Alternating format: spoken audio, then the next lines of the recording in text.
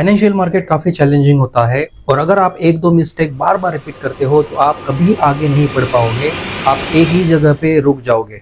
आज हम 11 ऐसी मिस्टेक्स पे डिस्कस करेंगे जो ट्रेडर्स बार बार रिपीट करते हैं और इनमें से टॉप 3 मिस्टेक मैं आपको एंड में बताऊंगा। और ये जो टॉप 3 मिस्टेक्स है, अगर ये किसी भी ट्रेडर ने गलती से भी रिपीट कर ली तो वो कभी ट्रेडिंग में या स्टॉक मार्केट में कभी आगे नहीं बढ़ पाएगा। तो क्या है ये मिस्टेक्स, आइए जानते हैं इस वीडियो में। Hello everyone and welcome back to profiting with Naresh. Trading से पहले आपको 8 बैड हैबिट्स को क्विट करनी है। ये कौन सी 8 डेडली हैबिट्स है जो आपने क्विट करनी चाहिए, ये आप मेरे एक video 8 deadly habits quit this before trading में देख सकते हो। उस वीडियो की लिंक डिस्क्रिप्शन बॉक्स में मैंने दी है, आप चेक कर सकते हो।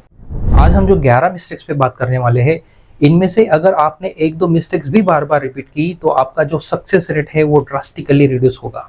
तो इस वीडियो को आप एंड तक देखिए, स्किप मत करिए। सबसे पहले जो कॉमन मिस्टेक है जो ट्रेडर करता है वो है रॉन्ग टाइम ऑफ एंट्री। जब प्राइस किसी रेंज में फंस गई हो या कंसोलिडेशन चल रहा हो तो काफ़ी सारे ट्रेडर्स जो होते हैं ये कंसोलिडेशन में एंट्री लेते हैं और ट्रेडर से प्रेडिक्ट करते रहते हैं कि ये प्राइस ब्रेकआउट करके मेरे फेवर में जाएगी। देखो, जो प्राइस होती है अगर वो एक रेंज में या कंसोलिडेशन में चल रही होती है तो उसकी जो मूवमेंट होती है वो काफ़ी चॉपी होती है और अनप्रेडिक्टेबल होती है। तो ऐसे रेंज में या कंसोलिडेशन में कोई भी ट्रेडर गलती से भी एंट्री ले लेता है तो उसका जो एसएल होता है, स्टॉप लॉस, वो काफ़ी बड़ा हो जाता है और प्राइस बार बार एंट्री लेवल या एंट्री से नीचे वाले लेवल तक जब जाती है तो ऐसे ट्रेडर जो होते हैं ये फ्रस्ट्रेट हो जाते हैं। तो ऐसी सिचुएशन में आप क्लियर सिग्नल का वेट करो और ट्रेंड कंफर्मेशन लेते ही आप उस पर ट्रेड करो। इसका मैं आपको एक एग्जांपल देता हूँ। ये इन्फोसिस का चार्ट आप देखो, इसमें जो प्राइस एक रेंज बाउंड में चल रही है, इसमें मैंने एक पैरेलल चैनल ड्रॉ किया है जिसमें प्राइस कंसोलिडेट हुई।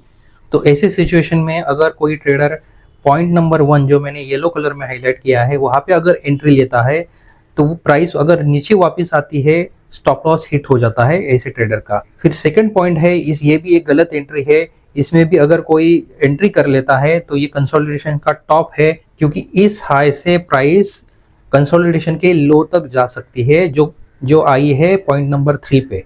अब ये जो पॉइंट नंबर 3 है ये भी एक गलत एंट्री है, क्योंकि यहाँ पे भी प्राइस ने कंफर्मेशन नहीं दी है। जब तक ब्रेकआउट नहीं होता ये कंसोलिडेशन का, ऐसे ट्रेड लेना बहुत ही रिस्की होता है। सेकंड मिस्टेक ट्रेडर करता है एंट्री इनटू फेक रिवर्सल। देखो, फेक रिवर्सल अक्सर आते रहते हैं और ये आपको आइडेंटिफाई करना आना चाहिए। मैं आपको एक एग्जांपल देता हूँ एशियन पेंट का। फेक रिवर्सल क्या होता है ये मैं आपको बताता हूँ। Fake reversal can occur when price briefly moves in the opposite direction before continuing its original trend. और यहाँ पे आप देखोगे कि एक फॉल के बाद प्राइस ने अप ट्रेंड स्टार्ट किया। ये डेली चार्ट में दिखा रहा हूँ। जब भी प्राइस ने अप ट्रेंड कंफर्म किया उसके बाद इमीडिएटली 3 अप्रैल 2023 डेट पे एक बड़ी स्पाइक आई थी। शॉर्ट सेलर जो होते हैं इन लोगों को लगा होगा कि ये बड़ी स्पाइक ने जो प्रीवियस सपोर्ट था उसको ब्रेक किया, लेकिन ये एक्चुअल जो सपोर्ट था, पिछले दो जो सपोर्ट है जो मैंने रेड लाइन में मार्क किए हैं, इसके नीचे प्राइस क्लोज कभी हुई ही नहीं। तो ये फेक रिवर्सल आया। फेक रिवर्सल के बाद अप ट्रेंड कंटिन्यू किया। तो आपको जब फेक रिवर्सल आइडेंटिफाई करना है तो आप ये पहले देखो कि जो सपोर्ट, मेजर सपोर्ट जो है या मेजर रेजिस्टेंस है, वहाँ पे प्राइस कैसे रिएक्ट कर रही है। अगर वहाँ पे कोई बड़ा स्पाइक आता है और वो रेजिस्टेंस या सपोर्ट के ऊपर या नीचे प्राइस क्लोज नहीं करती है सेम टाइम फ्रेम पे, तब आप बोल सकते हो कि ये फेक रिवर्सल है। अगर प्राइस लॉन्ग साइड में सपोर्ट के नीचे क्लोज करती है तो आप बोल सकते हो कि अप ट्रेंड जो है वो डाउन ट्रेंड में कन्वर्ट हो चुका है। और शॉर्ट साइड में अगर सेम टाइम फ्रेम की कैंडल रेजिस्टेंस के ऊपर क्लोज होती है तो आप बोल सकते हो कि जो डाउन ट्रेंड है वो अप ट्रेंड में कन्वर्ट हो चुका है। तो एशियन पेंट के इस सिनेरियो में अगर किसी शॉर्ट सेलर ने फेक रिवर्सल देख के शॉर्ट सेलिंग की होगी तो वो काफ़ी बुरी तरह से फंस गया होगा, क्योंकि ये जो अप ट्रेंड था ये कंटिन्यू हुआ। इसमें सिर्फ एक स्पाइक आई जो ऑपोजिट डायरेक्शन में आई और जितने भी जो शॉर्ट सेलर थे इनका जो स्टॉप लॉस है वो हिट हुआ। थर्ड कॉमन मिस्टेक है रिफ्यूजिंग टू टेक लॉसेस। देखो, जो ट्रेडर्स होते हैं, ट्रेडिंग करते हैं, उन ट्रेडर्स के लिए स्टॉप लॉस जो होता है ये फंडामेंटल रिस्क मैनेजमेंट स्ट्रेटेजी का एक पार्ट होता है। स्टॉप लॉस के बिना कोई ट्रेडर ने ट्रेड करना ही नहीं चाहिए। काफ़ी जो ट्रेडर्स होते हैं, जब इनका स्टॉप लॉस हिट होता है तो स्टॉप लॉस हिट होने के बावजूद भी ये लोग उस ट्रेड को कंटिन्यू करते रहते हैं और ये आशा में बैठ जाते हैं कि इवेंचुअली ये जो प्राइस है ये मेरे फेवर में टर्न होगी, और इसी होप्स की वजह से काफ़ी बड़े बड़े लॉस हो जाते हैं। तो आपका जो ट्रेडिंग प्लान है, आप उस ट्रेडिंग प्लान को स्टिक करो, उसके ऊपर फर्म रहो, और जो भी स्टॉप लॉस आपने सेट किया है उसको स्ट्रिक्टली फॉलो करो टू अवॉइड लॉसेस। जो भी लॉसेस हुए हैं उसको एक्सेप्ट करो और आपके इमोशंस को बीच में कभी मत लाओ। इसका मैं आपको एक एग्जांपल देता हूँ। ये टाटा पावर का आप चार्ट देखोगे तो इस चार्ट में अगर आप देखोगे तो एक फॉल के बाद रेड कलर के जो मैंने सर्कल किया है, एक हैमर कैंडल बनी, हैमर कैंडल के ऊपर एक ग्रीन कैंडल ने क्लोज किया। तो कुछ ट्रेडर जो है इन लोगों ने यहाँ पे लॉन्ग पोजीशन क्रिएट कर ली होगी, लेकिन जैसे भी एक शॉर्ट रैली के बाद प्राइस वापस नीचे आके एंट्री पॉइंट पे आई और हैमर कैंडल के लो के नीचे जैसे भी एक रेड कैंडल ने क्लोज किया, तभी ट्रेडर ने समझना चाहिए था कि अपना स्टॉप लॉस हिट हुआ है। लेकिन अगर कोई ट्रेडर ऐसे सिनेरियो में ये होप में बैठ जाता कि नहीं मैं ये प्राइस यहाँ से रिवर्स होगी, तो वो बहुत ही गलत है, ये बड़ी मिस्टेक है। आप देखोगे कि जैसे भी क्लोज एक जो कैंडल है हैमर से के लो से नीचे जैसे भी क्लोज हो रही है, उसके नीचे एक वापस बड़ा फॉल आया। तो आप ही मुझे बताओ कि इस हैमर कैंडल के लो के नीचे जैसे भी नेक्स्ट कैंडल 5 मिनट के चार्ट पे या जो भी टाइम फ्रेम की कैंडल क्लोज हो रही है, तभी आपने एग्जिट करना चाहिए। अदरवाइज आपको स्टॉप लॉस हिट होने के बाद जो लॉस हुआ उससे भी कई गुना ज्यादा लॉस हो सकता है, क्योंकि आपको पता ही नहीं कि ये प्राइस और कितनी नीचे जाने वाली है और कहाँ से रिवर्स होने वाली है। नेक्स्ट कॉमन मिस्टेक है होपिंग फॉर रिवर्सल। हम लोग ये तो बोलते हैं कि होप्स पे दुनिया कायम है, लेकिन मार्केट नहीं। Don't let your hope dictate your decisions. और यही सबसे बड़ी गलती करते हैं ट्रेडर्स, जब प्राइस उनके ऑपोजिट डायरेक्शन में सिग्निफिकेंटली मूव कर जाती है तो ये होप करते हैं कि ये प्राइस अब रिवर्स होगी, और इस होप के चक्कर में ही आपका जो प्री डिफाइंड स्टॉप लॉस होता है इसके नीचे काफ़ी नीचे प्राइस चली जाती है।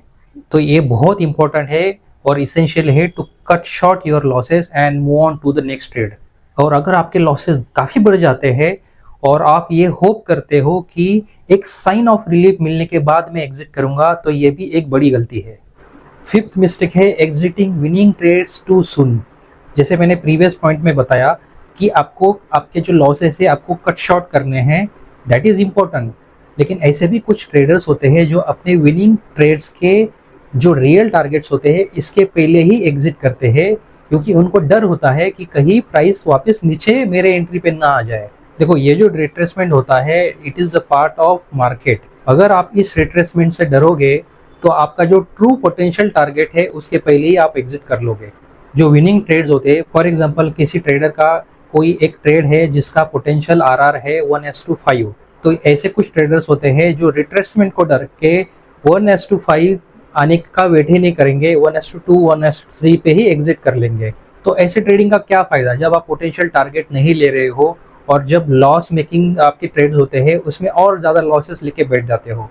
और अगर आप ये मिस्टेक बार बार रिपीट करोगे तो आपका जो प्रॉफिट है वो इतना ही रहेगा और जो उसके अगेंस्ट जो लॉसेस है वो लॉसेस बड़े बड़े होंगे।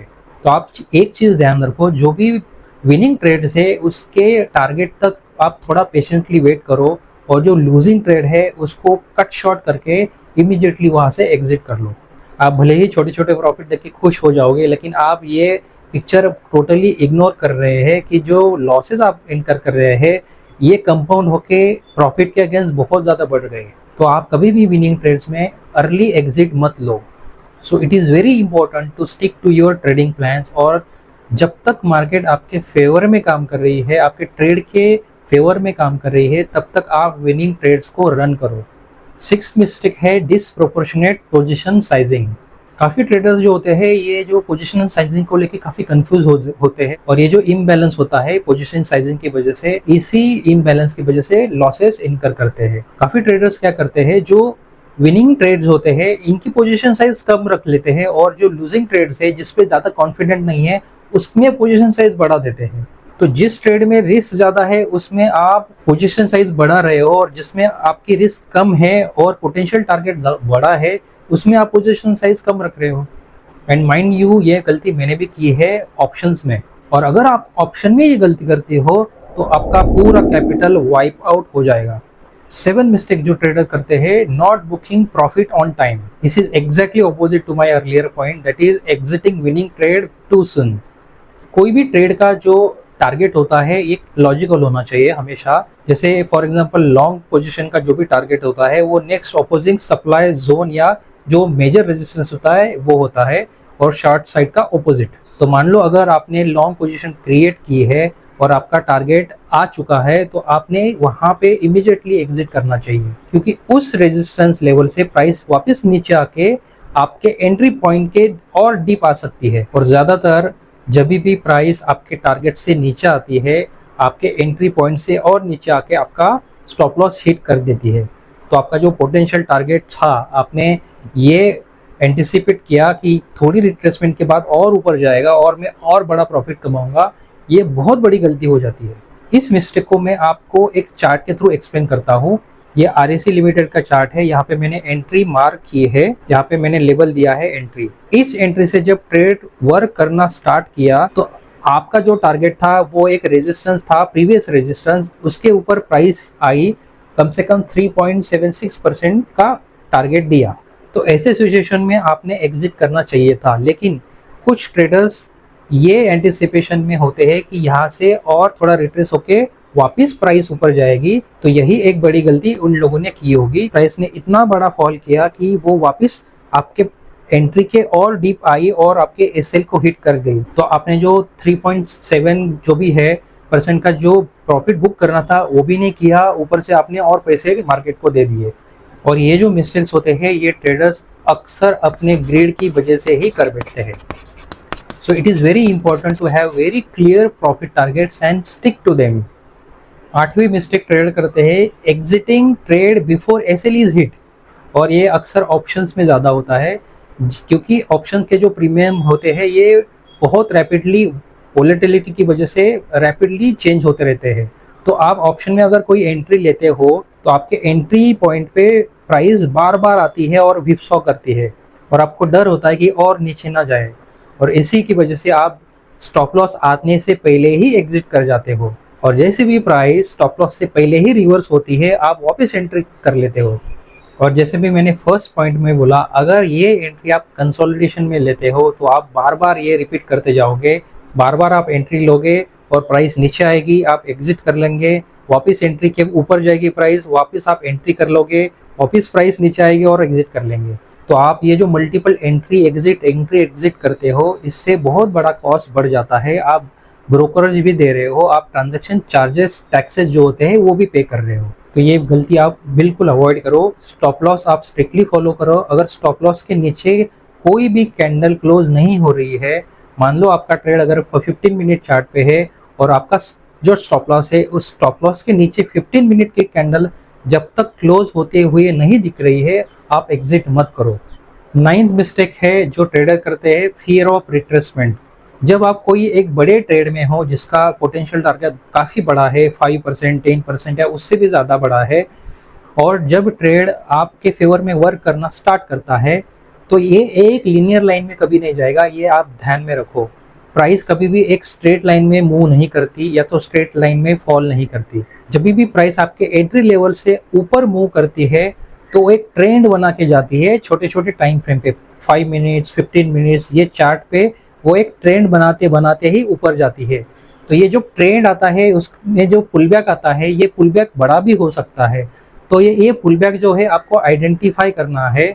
अगर आपका जो ट्रेड है मान लो डेली टाइम फ्रेम पे है या वीकली टाइम फ्रेम पे है, तो ऐसे जो बड़े टाइम फ्रेम के जो ट्रेड्स होते हैं, ये ट्रेड्स में अगर आप 15 या 1 आवर के चार्ट देखोगे और उसमें जो रिट्रेसमेंट होता है वो रिट्रेसमेंट आप देख के अगर आप डर जाते हो तो ये आपका फियर ही है। ये जो फियर है ये आपको ट्रेड कभी नहीं करने देगा, और आपका जो बड़ा टारगेट था 10%, 15%, वो आप 5-6% लेके ही उसका आधा प्रॉफिट बुक करके आप एग्जिट कर लोगे। ये जो रिट्रेसमेंट होते हैं ये तो होने ही हैं, आपका जो एनालिसिस है, आपका जो ट्रेड प्लान है, उसके ऊपर आपको ट्रस्ट करना है और डिसिप्लिन के साथ, पेशेंस के साथ आपको ट्रेड को कैरी करना है। 10th मिस्टेक जो ट्रेडर करते हैं, catching the trade in the middle of nowhere.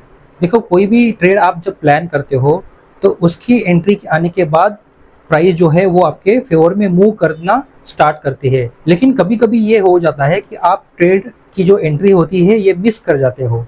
तो आप क्या करते हो, ये जो चलती ट्रेन है उसको पकड़ने की कोशिश करते हो और ऐसे पॉइंट्स पे आप पकड़ते हो जहां से रिट्रेसमेंट एक्सपेक्टेड है और वो रिट्रेसमेंट देख के आप डर जाते हो और ट्रेड छोड़ देते हो लॉस में।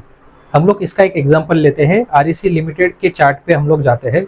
तो आरईसी लिमिटेड का ये जो डेली चार्ट है, इस पे जैसे भी डेली चार्ट पे अप ट्रेंड कंफर्म हुआ, एक जो सपोर्ट लाइन है हॉरिजॉन्टल ब्लैक कलर की मैंने ड्रॉ की है, वहां पे एक सपोर्ट बना और वो सपोर्ट लेके नेक्स्ट टाइम प्राइस वहीं से रिवर्स होके ऊपर गई। तो आप जब एंट्री मिस, ऐसे सिचुएशन में जब आपने पहले वाले सपोर्ट पे एंट्री मिस कर दी, तो आप क्या करते हो कि जब भी प्राइस ऊपर जाती है और जो आप सेकंड एरो देख रहे हो, वहां पे ऊपर जाने के बाद आप एंट्री कर लेते हो। आपको ये नहीं पता कि ये रिट्रेसमेंट होके वापस सपोर्ट के लेवल पे ही आ सकती है। तो ऐसे गलत एंट्री लेके आप बहुत बड़ा स्टॉप लॉस ले लेते हो, क्योंकि ये जो आपकी एंट्री है ये गलत है, ये इट इज एट नोवेयर। और ऐसे जो एंट्रीज होती है ये आपको लॉसेस ही करवाएंगे, because there is no clear rational और स्ट्रेटेजी बिहाइंड द ट्रेड्स। तो आप ऐसे केस में जब आप एंट्री मिस करते हो तो it is very important to wait for high probability setups and trade with the conviction.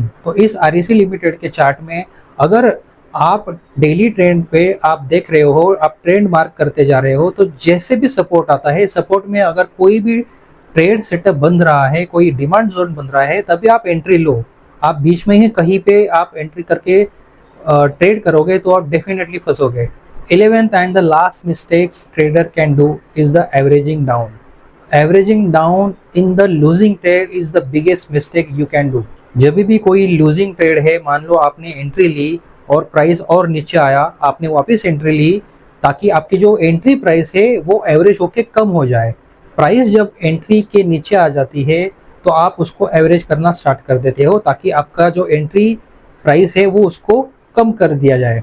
लेकिन जब भी प्राइस और नीचे आ जाती है, आप और एवरेजिंग करते हो, आप एवरेजिंग डाउन करते जाते हो और एक मोमेंट पे आपका स्टॉप लॉस हिट हो जाता है।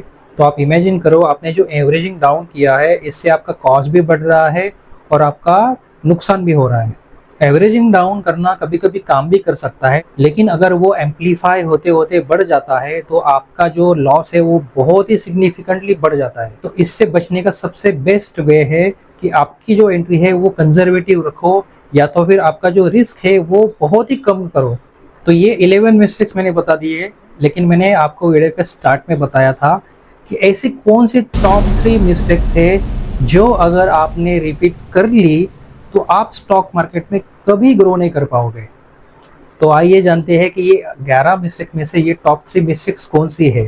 तो फर्स्ट मिस्टेक है wrong time of entry, second mistake है disproportionate position sizing, and third top mistake है exiting before SL is hit. ये टॉप 3 मिस्टेक्स में इसलिए बोल रहा हूँ कि अगर आप ये मिस्टेक्स बार बार रिपीट करते हो तो आप हमेशा लॉसेस में ही रहोगे। आप देखो, अगर आप रॉन्ग एंट्री लेते हो तो आपका स्टॉप लॉस इतना बड़ा हो जाता है, और अनफॉर्चुनेटली अगर स्टॉप लॉस हिट हो जाता है तो उस रॉन्ग एंट्री की वजह से आपका जो एक्चुअल स्टॉप लॉस था उससे भी ज़्यादा बढ़ जाता है, डबल भी हो सकता है। Second is disproportionate position sizing. जैसे मैंने बताया कि आपके विनिंग ट्रेड में आपने पोजीशन साइजिंग ही गलत रखी, बहुत ही कम रखी, और जो लूजिंग ट्रेड्स है उसमें बढ़ा दी, तो ये आपके लॉसेस को एम्पलीफाई करते जाएगा।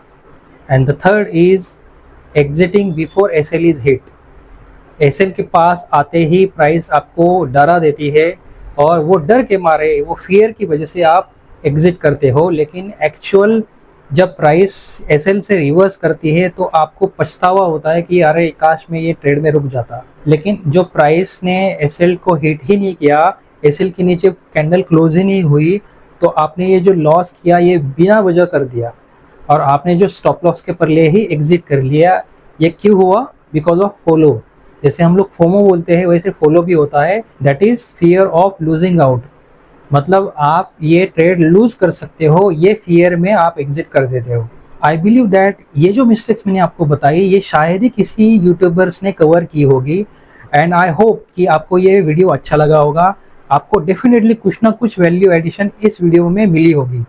And if you think this video is value addition for you, don't forget to subscribe the channel, like and share this video, and don't forget to circulate this video among your friends, क्योंकि ये जो mistakes है ये सभी traders को पता होनी चाहिए to become a successful trader in the financial market. And I ensure you to come up with more such valuable and educating videos. Until next time, goodbye.